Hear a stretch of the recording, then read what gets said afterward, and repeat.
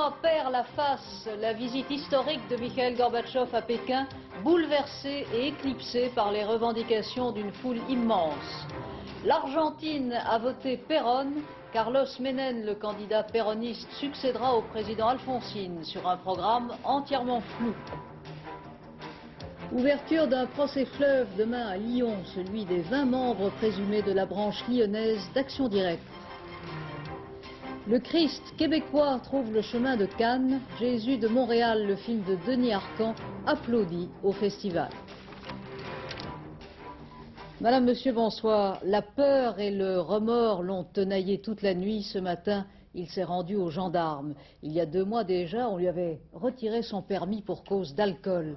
Hier, en fin d'après-midi, sur une petite route de la Sarthe, il avait fauché 11 personnes, 11 membres d'une même famille, tuant la grand-mère, blessant grièvement une jeune femme. 2 petits-enfants et 4 autres personnes sont encore à l'hôpital. Un accident de la route, un parmi d'autres, presque un drame ordinaire en France, un dimanche de Pentecôte. Henri Boniguel. Patrick Houssier, 22 ans, était en effet sous le coup d'une suspension du permis de conduire pour avoir plusieurs mois auparavant refusé une prise de sang à cause d'un alcotest positif.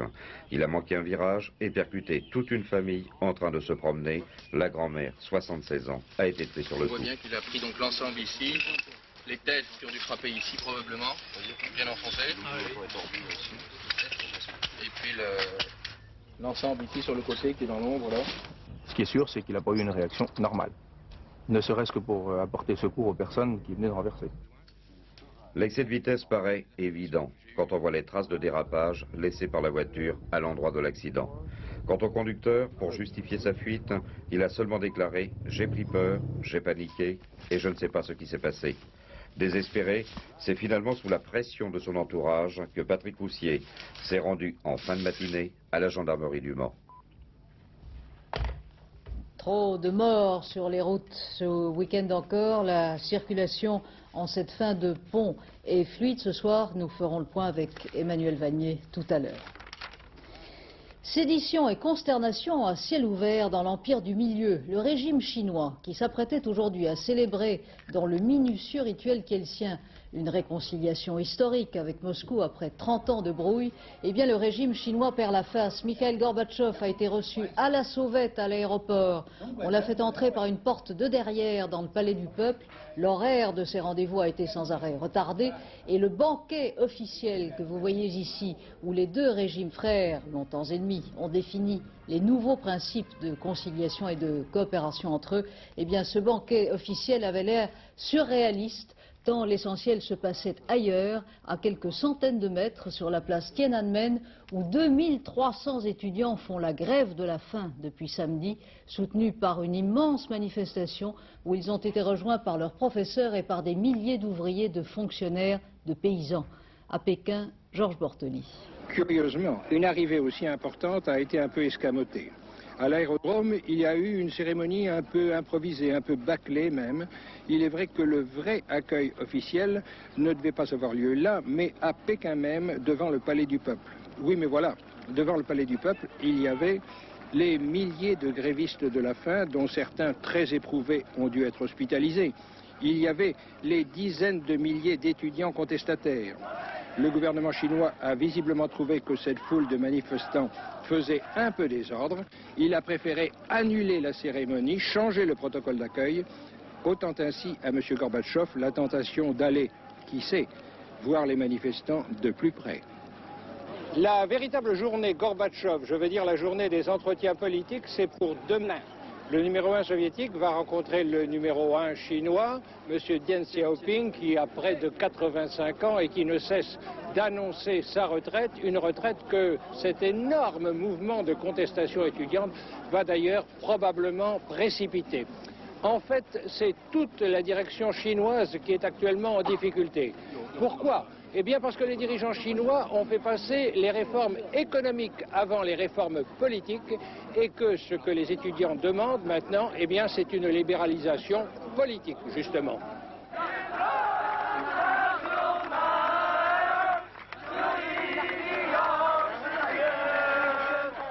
Et Mikhail Gorbatchev voudrait rencontrer demain des étudiants. On peut imaginer que son programme comme aujourd'hui, sera ajusté aux circonstances. Les soviétiques, pour leur part, respectent le scénario et leurs promesses. Après avoir annoncé l'allègement du dispositif militaire le long des 7500 km de frontières communes avec la Chine, Moscou a amorcé aujourd'hui le repli des 2/3 des 50 000 soldats soviétiques déployés en Mongolie. Les premiers trains chargés de chars, de missiles et de soldats se sont donc ébranlés vers l'Union soviétique. Bizarrement, pourtant, la longue et profonde brouille entre Moscou et Pékin n'a pas complètement effacé au fil des années les traces de l'influence russe dans certaines parties de la Chine. Ainsi, en Mandchourie, une vingtaine de Russes qui avaient participé à la construction d'un chemin de fer, eh bien, eux ne sont jamais partis.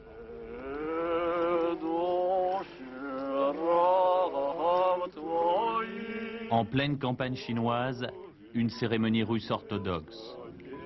Au 9e jour après la Pâque, conformément à la tradition, ils viennent rendre hommage à leurs morts. C'est dans ce pauvre petit cimetière, repoussé loin de la ville depuis la révolution culturelle, que se retrouvent en compagnie de leur peuple chinois, les derniers Russes de Mandchourie.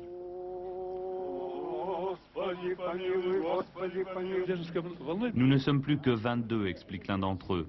Nos conditions de vie, voyez par vous-même. Il n'en dira pas plus, mais nous montrera croix abattues, médaillons martelés, tombes retournées.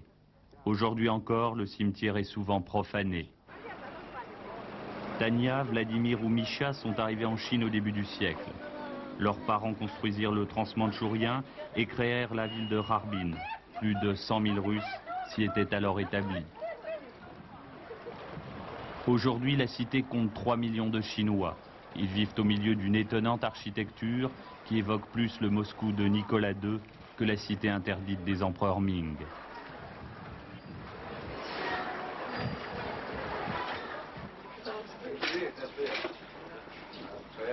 Autrefois maîtres de la ville, ces survivants furent dépouillés de leurs biens lors de l'arrivée au pouvoir de Mao. Une fois par semaine, ils dînent ensemble. Sur la table, pas de baguettes, mais nourriture et vin chinois.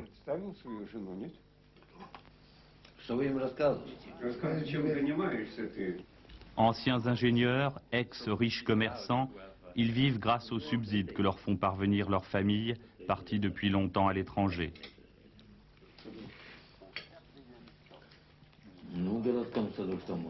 Et quand on leur demande pourquoi eux sont restés, ils répondent qu'ils ont encore des affaires à régler en Chine.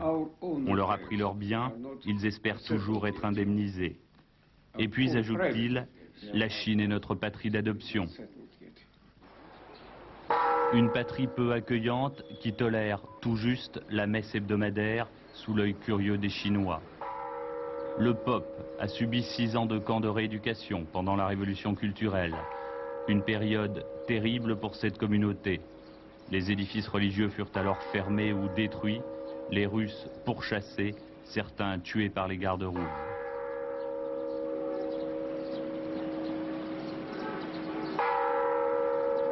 Aujourd'hui, la messe orthodoxe de Harbin n'est plus un événement de masse, mais pour ces derniers fidèles, c'est l'indispensable accomplissement d'un rite qui s'éteindra avec eux.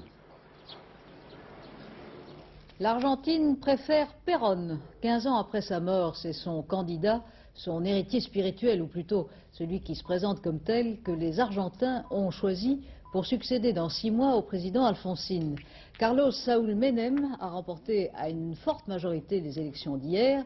La bonne nouvelle pour la démocratie, c'est que c'est un civil qui prendra la relève d'un autre civil pour la première fois en 37 ans en Argentine. La mauvaise nouvelle, c'est qu'on ne sait pas pourquoi faire. Jean-Marc Ilouz. Pour répondre à ses adorateurs au soir de sa victoire, Carlos Saúl Menem, futur président de l'Argentine, avait renoncé au blouson de cuir des meetings populaires, mais conservé sa chevelure gaucho et ses célèbres rouflaquettes.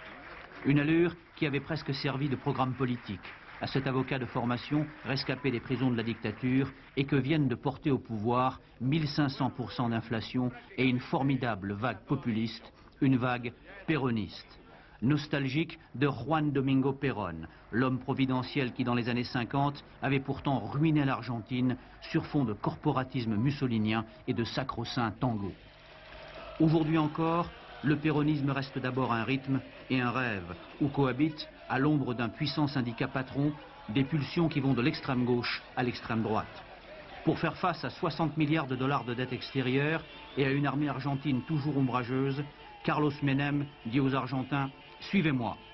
Un slogan jugé un peu court par les rénovateurs de son propre parti, mais pour l'instant, Buenos Aires danse. Le tango, bien sûr. Au Panama, les élections du 7 mai dernier continuent d'agiter la population et d'aggraver les relations avec Washington. Après le président Bush appelant ouvertement les Panaméens à la rébellion contre le général Noriega, l'ambassadeur américain aujourd'hui l'a accusé d'avoir tout simplement tenté d'assassiner l'un des candidats de l'opposition. Paul Naon est à Panama Pour la City. première fois dans l'histoire du Panama, l'Église a pris parti contre le régime en dénonçant avec force la fraude électorale. Hier, les prêtres ont appelé le peuple à manifester dans des sermons d'une violence inouïe. L'opposition prépare, elle, une grande journée de grève pour mercredi prochain, en espérant cette fois donner le dernier coup de boutoir contre le général Noriega. Guillermo Ford, le vice-président de l'opposition, a affirmé que les hommes de main du général Noriega ont en fait tenté de l'assassiner la semaine dernière. Pour l'instant, tout est calme à Panama, mais chaque camp s'observe, alors que les troupes américaines continuent d'arriver dans la zone du canal. Cependant, j'ai rencontré aujourd'hui plusieurs Panaméens de l'opposition qui tous m'ont affirmé qu'une intervention directe des États-Unis serait ressentie comme une profonde humiliation par toute la population de ce pays. La trêve de la Pentecôte n'aura pas vraiment tenu à Beyrouth. Des accrochages limités ont eu lieu aujourd'hui et la population à l'est comme à l'ouest continue de souffrir de la pénurie d'essence et de gaz domestique. Le gouvernement musulman de Selim Oss a dénoncé aujourd'hui comme une opération politique et médiatique, je le cite, l'octroi de passeports libanais par le général Aoun à certaines personnalités françaises. Claude Mauriac, l'écrivain qui en faisait partie, est rentré de Beyrouth. Claire Chazal l'a rencontré. Des 68 personnalités françaises qui avaient demandé il y a un mois maintenant la nationalité libanaise, 4 se sont rendus symboliquement à Beyrouth samedi et dimanche pour recevoir leur passeport aux couleurs du cèdre de la main même du général Aoun. Frédéric Degnaud, l'épouse de l'ancien ministre Jean d'Ormesson, Guy Béard et Claude Mauriac. Un geste qui a déjà provoqué la colère de certains leaders musulmans. Lorsque je lis Le Monde tout à l'heure et que je vois que c'est illégal, le passeport qui nous a été, que le général Aoun n'avait pas le droit de faire ça, mais pas du tout. Le général Aoun a été désigné, on ne peut plus légalement par le président Gemayel comme Premier ministre, et on ne peut avoir un passeport que donné par le gouvernement, par décret gouvernemental, et c'est ce qui a eu lieu. Nous avons vu le général Aoun, il m'a fait une impression considérable. Un homme tout calme, serein, simple, qui se fait absolument pas va-t-en-guerre, absolument pas, qui se fait aucune illusion, qui sait que ça va être très difficile, mais que c'est ça, ou alors l'absorption par la Syrie. Mais vous, votre démarche, est-ce qu'elle ne paraît pas presque dérisoire face à ce drame? Ah, hélas, dérisoire bien sûr. Vous savez, on a voulu témoigner de notre solidarité avec un peuple menacé de mort, et pour qui la France existe. Voilà la vérité, aussi simple que ça. Mais au-delà de ce document officiel, les Français, devenus aussi libanais, veulent croire dans une solution internationale au conflit, même si le cessez-le-feu terrestre, décrété jeudi dernier, reste bien fragile. Patoga, ces petites phrases, l'actualité politique, comme souvent en cette période de l'année, tourne autour des propos tenus par le chef de l'État hier à Solutré. Le président Mitterrand a longuement parlé aux journalistes de la nécessaire moralisation de la vie politique et du financement des partis. Il a précisé qu'il souhaitait une loi sur ce chapitre, nourri, il faut le dire, au fil des mois par quelques scandales que nous rappelle Henri Elie. L'affaire Luchaire, cette histoire de vente d'armes frauduleuses à l'Iran, éclate en pleine période de cohabitation. Le 16 novembre 87, le président, pressé par la classe politique de s'en expliquer, sort de la défensive et en profite pour obliger le gouvernement de Jacques Chirac à se prononcer publiquement sur sa volonté de clarifier le financement du monde politique. 11 jours plus tard, le Premier ministre, prenant ses propres troupes à contre-pied, relève le défi en proposant une loi réglementant les relations de l'argent et de la politique. C'était donc en 87, mais les problèmes, semble-t-il, demeurent. Autre scandale, celui de la Sormae. Cette entreprise du Sud-Ouest dont la caisse noire servait, entre autres, à arroser les élus de tous bords, éclabousse une nouvelle fois le monde politique. Cette dernière affaire incite donc aujourd'hui l'opinion à plus de vigilance. Après plusieurs tables rondes à Matignon, des chefs de parti, la loi votée en février 88, sous l'impulsion de Jacques Chirac, insiste sur 3 points. Le financement public des partis, la limitation des dépenses électorales et le contrôle de leur budget. 1 an plus tard, en février dernier, l'État accorde au nom de la transparence une enveloppe de 105 millions de francs distribuée selon la représentativité des partis à l'Assemblée nationale. Ainsi, le PS obtient 42 millions de francs, le RPR 26,7, le PR 11,5 et le CDS 8,6. Quant au Front National, n'ayant plus pour sa part de députés et le PC refusant toute subvention de l'État, ne toucheront pas un centime. Une loi enfin appliquée, mais que le président de la République hier a solutré, souhaiterait donc voir plus sévère et allant encore beaucoup plus loin. Et on a vu les patougas. Lyon sera pratiquement en état de siège demain pour l'ouverture du procès de la branche locale d'Action Directe. 20 membres présumés de l'organisation terroriste vont comparaître devant la cour d'assises spéciale du Rhône, une cour composée de magistrats professionnels. Des mesures de sécurité exceptionnelles seront prises, même si l'on s'attend à des complications de procédure qui pourraient bien entraîner un report. Hervé Bosini nous rappelle les personnages et leurs dossiers. J'ai écrit ce texte pour, je l'espère, dire qui j'étais, ce que je voulais. À force de mentir aux autres, on se ment à soi-même. Je me suis découvert. Voici l'auteur de cet acte de contrition, Maxime Frérot, 32 ans. 50 pages d'un cahier d'écolier où tout est dit sur la vie clandestine du groupe. Ce texte devait rester secret, mais un coup de téléphone anonyme a mis les hommes du SRPJ sur la piste d'un appartement dans la banlieue stéphanoise. Il y a là une centaine de kilos d'archives, dont la confession du soldat de la branche lyonnaise d'Action Directe. Nous sommes le 29 mars 86. La veille, le patron d'Action Directe Lyon a été arrêté à quelques mètres de la gare des Brotteaux. André Olivier, 46 ans, le maître à penser, le gourou de Frérot. Je l'ai connu au lycée, j'étais un élève studieux, bien sage, qui travaillait. À son initiative, le couvercle de la cocotte minute du lycée saute. Année 72, année de la rébellion, année de la révélation. Au lycée technique des Tchécoslovaques, l'élève Frérot découvre la parole du professeur de lettres Olivier. Cours politisé, rupture avec l'enseignement traditionnel. Très vite, l'académie va s'intéresser au cas du professeur. À 4 reprises, Olivier chassera de sa classe le responsable de l'inspection. Finalement, il sera suspendu de ses fonctions en décembre 72. Il m'avait insulté moi, puis les parents d'élèves. Non, mais c'est un type qui était détraqué, à mon avis, c'est un exalté. Maintenant, si on m'avait écouté, eh bien, il y a beaucoup, Frérot ne serait peut-être pas dans cette situation-là. Et ça, c'est un échec pour moi. Soutenu un temps par la gauche prolétarienne, Olivier sera finalement rejeté par tout le monde. C'est un garçon qui est toujours passé à côté de l'histoire. Et l'histoire, il a essayé de la rattraper. Et c'est pas le contraire. Et c'est ça qui est intéressant dans Olivier. Il a essayé d'être un héros. Ce qu'il voulait, c'est être chef. Il a été chef. Voilà. Je savais qu'à Paris, les autres d'Action Directe avaient repoussé ces propositions. En ces quelques mots, Frérot relate un événement d'importance, la séparation des 2 Actions Directes, celle d'Olivier à Lyon et celle de Rouillan à Paris. Les 2 hommes s'étaient connus en 76 à la maison d'arrêt de la Santé. Une fois libérés, ils se sont fixés comme objectif la création d'un groupe de lutte armée. Avec le vol de l'escamoteur, le tableau de Jérôme Bosch et l'attaque d'une trésorerie municipale, la révolution de Rouillan et d'Olivier fait ses premiers pas dans la technique du hold-up. Mais le grand coup, c'est pour le 1er mai 79, le mitraillage de la façade du patronat français. Dans son récit de l'opération, Olivier se baptise Raymond la Science, comme dans la bande à Bono. Action Directe est née. 3 ans plus tard, ce sera la rupture. Rouillant se tourne vers les Belges et les Allemands. Olivier se replie sur Lyon, mais les deux groupes signeront leurs attentats du même sigle. Pendant 6 ans, les Lyonnais vont aller de hold-up en attentat, d'action politique en action de financement, comme ils disent, jusqu'à ce jour de mars 84.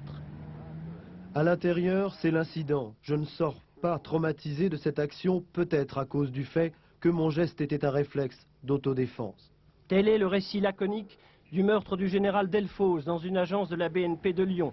Frérot et ses camarades tueront à 3 reprises. Privé de son guide, Frérot restera 1 an et demi en cavale. Ses planques, le plus souvent, des garages. Encore quelques hold-up, un attentat à la brigade de répression du banditisme qui coûtera la vie à un inspecteur et Frérot tombe. L'ennemi public numéro 1 chevauchait une mobilette. L'un des 2 gardiens qui l'ont interpellé ne doit la vie sauve qu'à la mauvaise qualité des munitions de Frérot. Je suis un minable, je suis coincé. Il y a mon impuissance, ma lâcheté. Celui qui ne cesse de se flageller tout au long de sa confession sera demain devant ses juges, des juges qu'il réfute à l'avance, puisque telle est sa conception de tout procès.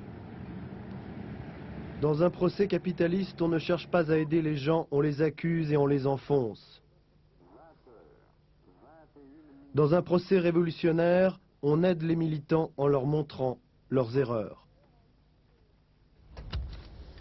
L'Europe se construit tous les jours et de toutes les manières. Tant pis pour les fumeurs. Demain, à Bruxelles, les 12 ministres de la Santé vont renforcer de conserve la réglementation anti-tabac de façon à prévenir, entre autres, les risques de cancer. Une série de mesures vont être définies pour protéger les fumeurs, mais aussi les autres. Jean-Daniel Flezaki. Première mesure annoncée demain, l'étiquetage obligatoire des paquets de cigarettes, selon la loi déjà en vigueur en Irlande. 3 messages de santé publique devront figurer sur ces paquets à compter du 1er janvier 1993. Des messages alertant les fumeurs sur les risques augmentés de cancer ou de maladies cardiovasculaires et sur la diminution d'espérance de vie qu'ils encourent à cause de l'usage du tabac. Deuxième mesure, elle concerne la fumée du tabac dans les lieux publics. Là, on s'alignera sur les lois espagnoles et belges, beaucoup plus drastiques que la nôtre. Il sera désormais interdit de fumer dans les lieux publics couverts ou clos. Et cela s'appliquera aussi bien aux écoles qu'aux hôpitaux, ou aux stades ou encore aux bureaux de poste. En cas de conflit entre fumeurs et non-fumeurs, ce sont ces derniers qui auront de toute façon gain de cause. Troisième mesure, la publicité. Fini de tricher et de vanter les mérites des allumettes, des briquets, des voyages lointains ou du Grand Ouest. Le cow-boy va pouvoir rentrer au ranch, seul sera autorisé la photographie du paquet et 20% de l'espace publicitaire devra être réservé aux messages de santé publique. Ces mesures seront accompagnées pour les planteurs des pays de la communauté européenne d'une aide économique. Déjà, les Irlandais, pour se reconvertir, se lancent dans la pisciculture. Quant aux Grecs, ils sont fortement encouragés, à coup de crédit pour l'irrigation, à développer leur production de fruits et de légumes. Le pape Jean-Paul Ier, mort en 78 après 33 jours de règne, n'a pas été empoisonné, comme l'ont prétendu certains auteurs. Il serait mort de solitude et de négligence. C'est ce qu'affirme un écrivain britannique dont l'ouvrage fait quelques bruits feutrés au Vatican. Marcel Tria. Mort seul au cœur de la plus large communauté chrétienne, mort de négligence et de manque d'amour. Une nouvelle version pour la disparition brutale du pape Jean-Paul Ier le 28 septembre 1978, 33 jours à peine après son élection. Persuadé d'avoir usurpé le trône pontifical dont il ne se jugeait pas digne et se sachant atteint d'une maladie incurable, le souverain pontife se serait délibérément laissé mourir avec la bénédiction, si l'on peut dire, de son entourage. C'est du moins ce qu'affirme un ancien séminariste anglais, John Cornwell, dans un livre intitulé « Un voleur dans la nuit ». Avant lui déjà, d'autres auteurs avaient lancé sur le marché des hypothèses plus sensationnelles encore. D'après eux, Jean-Paul Ier avait été purement et simplement assassiné. Jamais aucun d'entre eux, bien sûr, n'avait pu produire la moindre preuve. On ne peut aujourd'hui encore que s'en tenir aux faits connus et vérifiés. Il est probable par exemple que l'élection de cet homme de 76 ans qui ne gênait personne soit due surtout à l'impossibilité pour les cardinaux de se mettre d'accord sur le nom d'une personnalité plus forte, donc plus contestée. Ils ignoraient sans doute à quel point l'ancien patriarche de Venise était de santé fragile. Aimé de tous, réputé pour sa bonté et son extrême sensibilité, Jean-Paul Ier était effectivement accablé par le poids de ses responsabilités et par la violence qui régnait alors en Italie. Cela précipita peut-être l'infarctus qui l'a emporté. Il est certain aussi que le goût du secret, qui est la règle au Vatican, les petits mensonges qui entourèrent l'annonce de la mort brutale du pape, le refus d'autoriser une autopsie, ne pouvaient qu'alimenter le brasier des rumeurs en tout genre. Cela permettra, en tout cas, plus de 10 ans après, à un nouvel auteur de faire de gros tirages. C'est sans doute pour lui l'essentiel. Le Christ aura-t-il la palme? C'est la question que se posent ce soir à Cannes tous ceux qui ont eu la chance ce matin de voir Jésus de Montréal, le film du réalisateur québécois Denis Arcand, qui avait déjà réussi le déclin de l'Empire américain. Georges Bégout est sorti bouleversé de cette projection.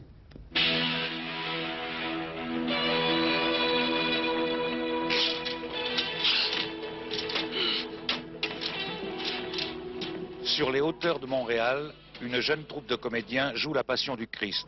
Ce jeu-là n'est jamais innocent. Sur ce thème intimement mêlé à la vie quotidienne des comédiens dans une grande ville, Denis Arcand a réalisé le film qui plane jusqu'à ce jour au-dessus du festival.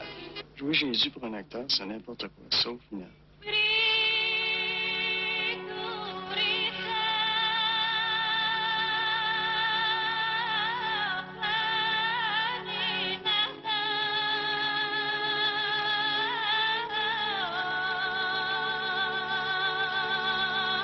J'essaie juste de vous faire comprendre qu'avec le talent que vous avez, cette ville-là est à vous.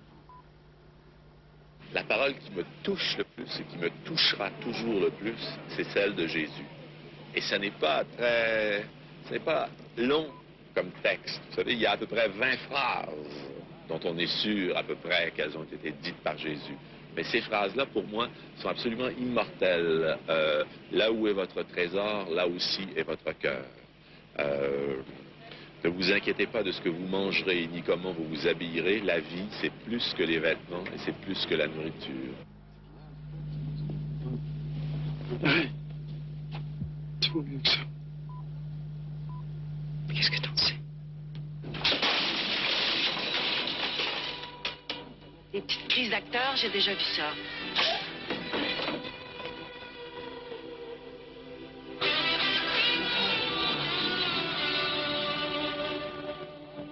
Je t'aime, espèce de fou.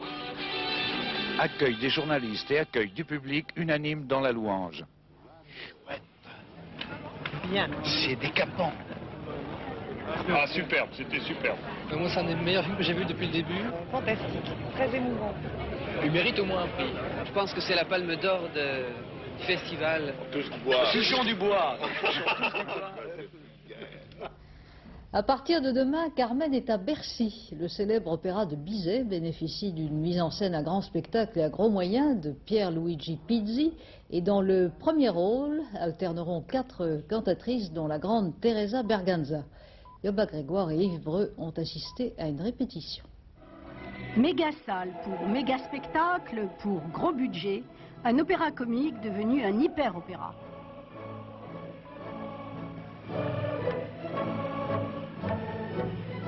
« 12 chevaux, 6 attelages et 600 participants, 800 costumes, 120 000 spectateurs attendus, 30 millions de budget, des chiffres qui donnent le vertige. Mais horreur, crient les puristes, les chanteurs ont des micros, quel sacrilège, éternelle polémique. » Quant aux critiques, je suis très vacciné. Lors des premiers spectacles de scène, on a été couvert de critiques abominables, mais on a toujours eu l'approbation du public. Alors il faut choisir dans la vie, et je dois dire que notre choix, c'est d'aller dans cette voie.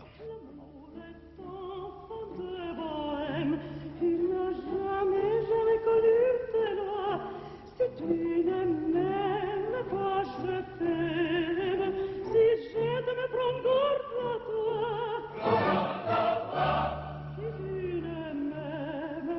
si tu L'affiche vocale est prestigieuse, Teresa Berganza pour ne citer qu'elle.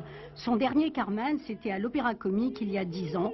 On aurait pu penser qu'elle se sentirait noyée dans l'immensité du lieu, et pourtant.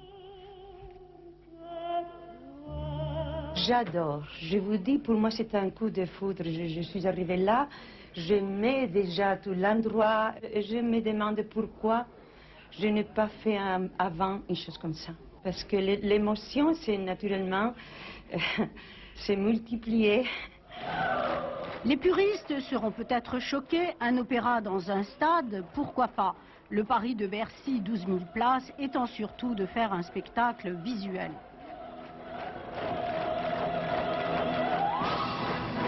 Carmen à Bercy à partir de demain. Carambolage à Pau, 49e Grand Prix de Formule 3000. Plus difficile encore que le circuit en ville, le départ. Jean Mamère. Le circuit de Pau est très étroit et si l'on bouscule au départ comme Donnelly, tout le monde ne passe.